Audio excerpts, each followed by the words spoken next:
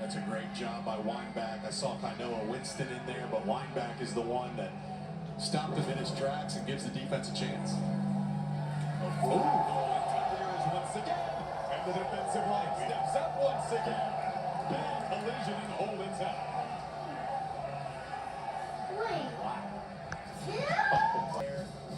I think it was number 23 that came shooting through the hole. Dabney, but then look out for Bobby Kanka there as well. Oh, baby. Yeah, Kanka and Babney, the two-man show, shutting down any scoring thoughts right away from the blue team. And this game remains without a touchdown. That is goal line defense there.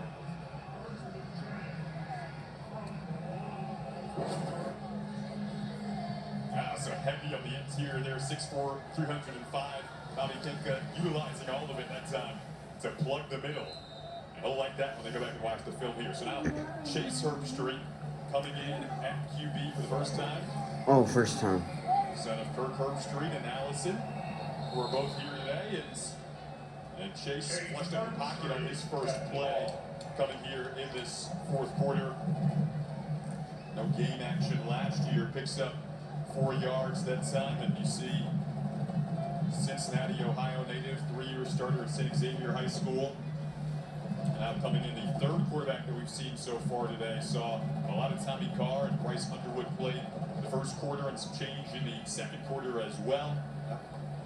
St. X, known for their football, legendary Ohio high school program. Chase Herbstreit was the scout team offensive player of the year. And how about Kirk? Taking some time off from his busy fall schedule there with his wife.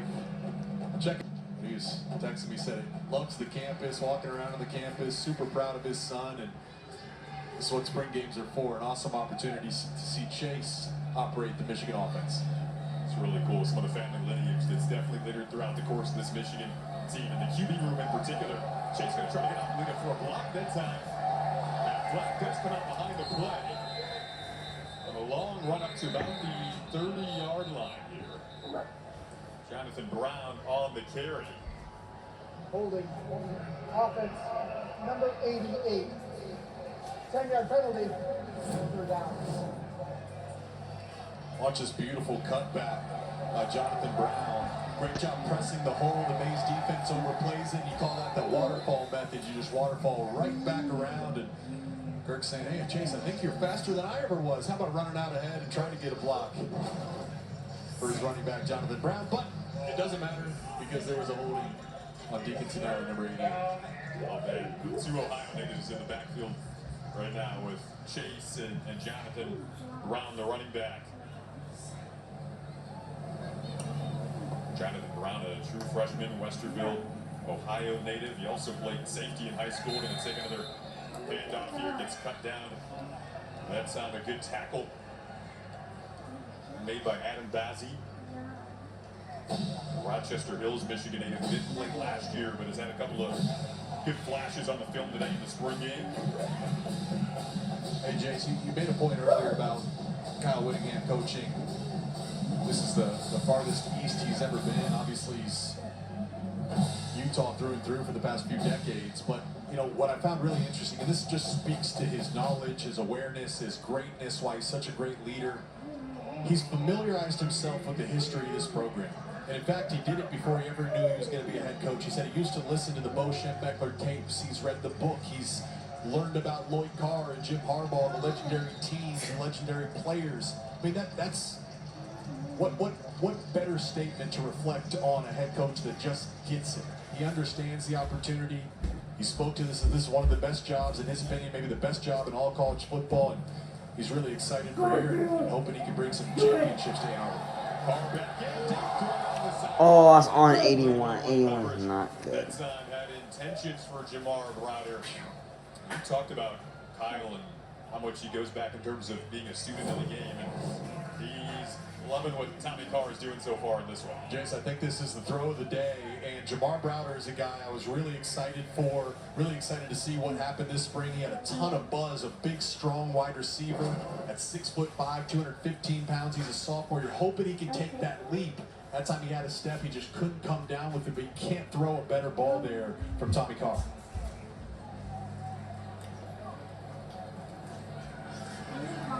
Yet another decisive throw, screen pass that time. And now still bouncing off tacklers, but then eventually swung down in the backfield as Jalen Pyle as we look at Tommy Carr's day and what he's done so far at this point. Well, if there was an MVP for the spring game, it's got to be Tommy Carr. He's certainly earned himself a stake playing it for both teams. Put together some really long drives. And, you know, what I'd say, too, he just looks comfortable for an early enrollee freshman. Seems to have a high-level knowledge. I wouldn't quite say mastered, but it looks like he mastered this offense, and he's doing his job. He's taking care of the football and making some really nice decisions. Good coverage downfield, got it out anyway. Good job to extend that play, and this time he does connect with Browder. There's another great example, right? You're on the plus side of the 50. It's 3rd and long. You don't need to force, maybe he could have forced it downfield, but instead he hits a little underneath route to his wide receiver, Jamar Browder, and what that does is it sets up a 4th and short, so you allow your offense a chance to convert. It's kind of a risk to get it all at once, but that's just smart quarterback play, and it earned him another opportunity, another play to potentially get a first down here. One thing Kyle Whittingham told us is that he's way more elusive than the high school tape would indicate. And here's another guy who's always in the room watching film, studying his progressions. This time he will opt to keep it in right. There's that elusiveness right on cue. We talked about with a late flag on the near side of the field, so we'll see what that's for. In a good situation right now for Carr with the one timeout and the Mays side down 6. This closing moments of the 4th quarter.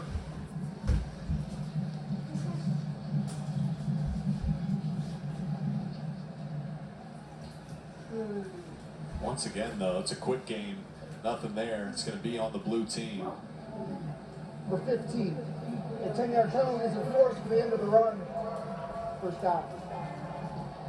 If you didn't know Tommy Carr was a freshman, you'd think he's an upperclassman, right? I mean, you can't teach boys like what he's demonstrated today. He's generated a lot of buzz this spring. It was fairly early on that Whittingham said, yeah, he's clearly our number 2. And proving why the coaches are so high on him and why he has such a bright future here in the spring game.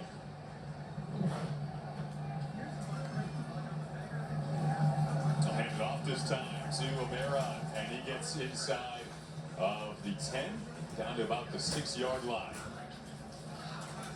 Kanoa Winston showed up again. Yes. We've highlighted a lot of Tommy Carr, a lot of Savion Hyder, the offensive players, but Kanoa Winston there, number 28, he started to rack up a number of different tackles. Good pursuit there, forcing the ball carrier out of bounds.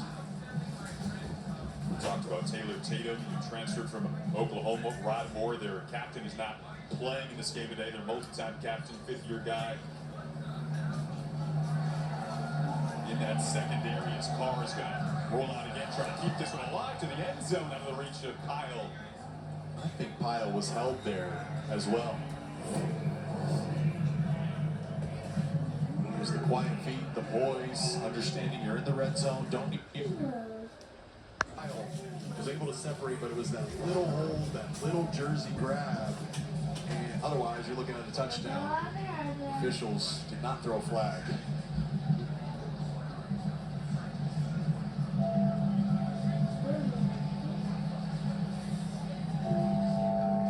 Stakes are on the line. Literally, the stake that you could have after the game is on the line.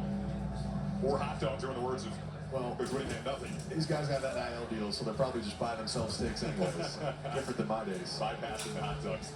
High throw, that time out of the reach of Pyle. Now 3rd down coming up, down 6 for the Mays team with 3:23 to go. Now, I just want to revisit this point here too, because it's spring game. We're all going to get excited. We have football that we can go back and watch film on, but take everything with a grain of salt.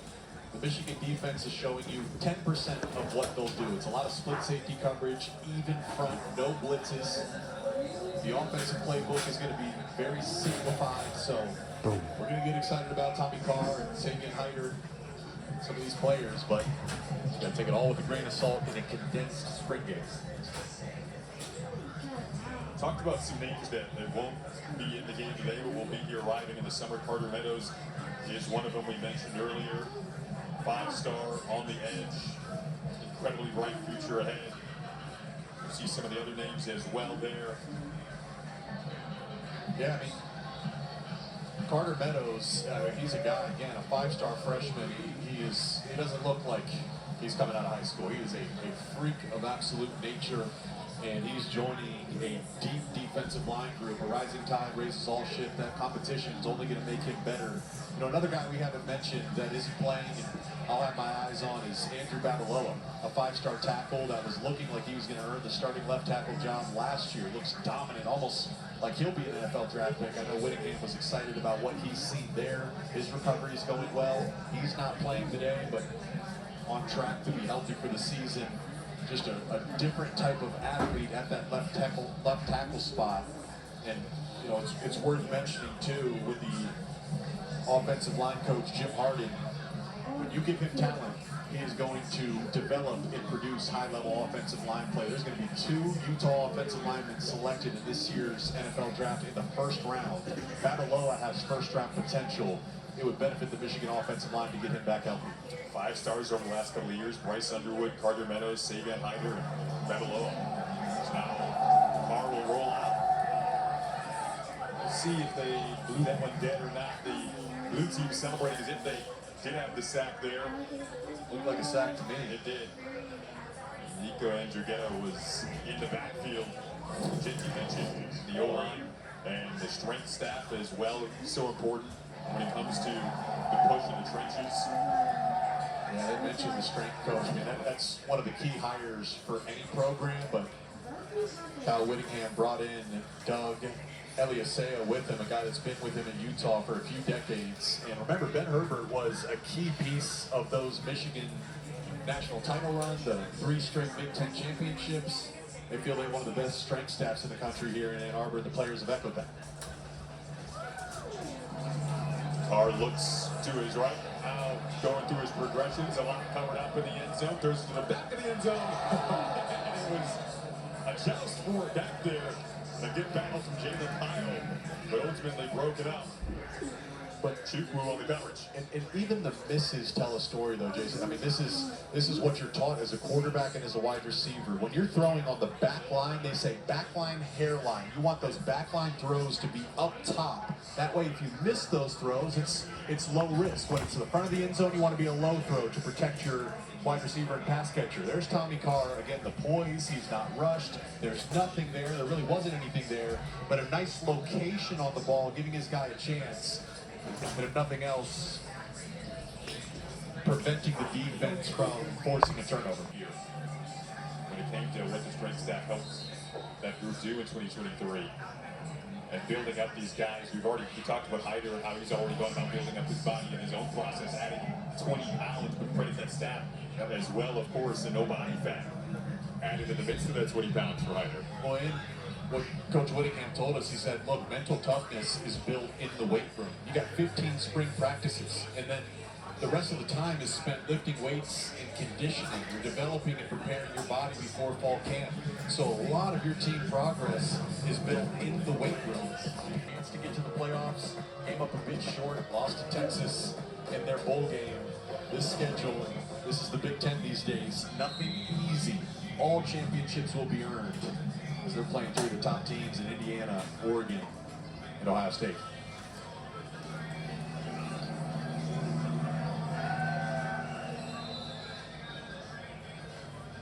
Herbstreit back in at QB now. Talk about more on Kyle Whittingham. His teams in Utah, top 15 nationally in scoring and defense over the last 20 seasons. They took the ball away defensively at an extremely high rate. Consistently didn't allow opponents to run the ball against him. Corner at Utah as a player Hey, there he was talking to Kerry Combs with the crystal white hair. Special teams coordinator, very Oh, the trickery success. doesn't even work. Earlier, but doesn't work out that time.